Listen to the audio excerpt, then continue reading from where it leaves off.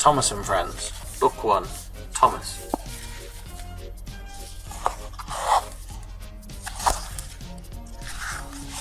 This is a story about Thomas the Tank Engine.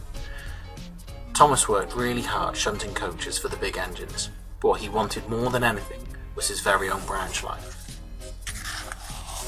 Thomas the Tank Engine had 6 small wheels, a short stumpy funnel, a short stumpy boiler, and a short stumpy dome. It was a fussy little engine, always pulling coaches about.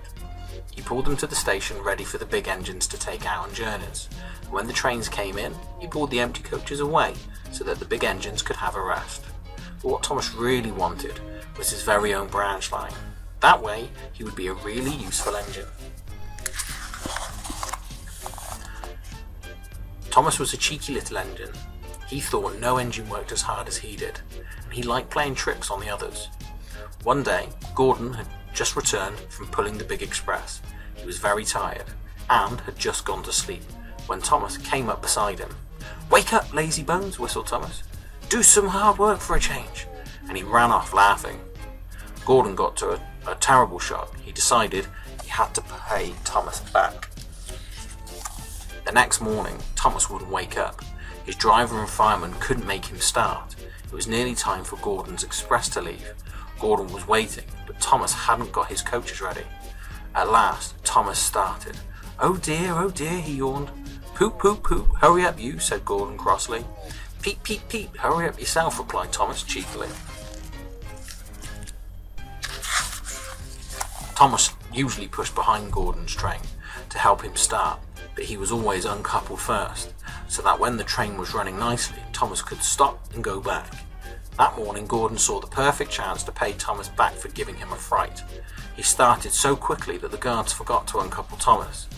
Gordon moved slowly out of the station, pulling the train and Thomas with him. Then he started to go faster and faster, much too fast for Thomas. "Peep, peep, stop, stop," whistled Thomas. "Hurry, hurry, hurry," laughed Gordon in front. You can't get away, giggled the coaches. Poor Thomas was going faster than he had ever gone before. "I shall never be the same again," he thought sadly. "My wheels will be quite worn out." At last they stopped at the station. Thomas was uncoupled and given a long, long drink. "Well, little Thomas," chuckled Gordon, "now you know what hard work means, don't you?" Poor Thomas was too breathless to answer. The next day, Thomas was working in the yard. On a siding by themselves were some strange-looking trucks. "That's the breakdown train," said his driver. "When there's an accident, the workmen use it to help clear and mend the line." Just then, James came whistling through the yard, crying, "Help, help!" His brake blocks were on fire and his trucks were pushing him faster and faster. James disappeared into the distance. Soon after, a bell rang in the signal box, and a man came running. "James is off the line. We need the breakdown train quickly," he shouted. Thomas was coupled onto the breakdown train, and off he went as fast as he could. "Bother those trucks and their tricks," he said. "I hope James isn't hurt." They found James and the trucks at a bend in the line. James was in a field with a cow staring at him. The brake van and the last few trucks were still on the rails, but the front ones were piled in a heap behind James. James's driver and fireman were checking to see if he was hurt. "Don't worry, James," his driver said.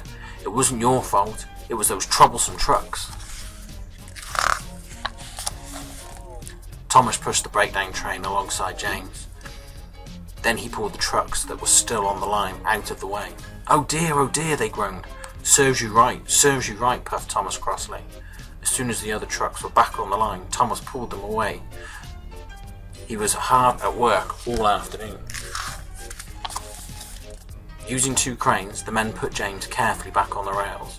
He tried to move, but he couldn't, so Thomas pulled him back to the shed. The fat controller was waiting for them there. "Well, Thomas," he said kindly, "I've heard all about it, and I think you're a really useful engine. I'm so pleased with you that I'm going to give you your own branch line." "Oh, thank you, sir," said Thomas happily. Now Thomas is as content as can be. He has a branch line all to himself, and he puffs proudly backwards and forwards from morning till night with his coaches, Annie and Clarabelle. Edwin and Henry stop quite often at the junction to talk to him. Gordon is always in a hurry and does not stop, but he never forgets to say poop poop poop to Thomas, and Thomas always whistles peep peep peep in return. The end.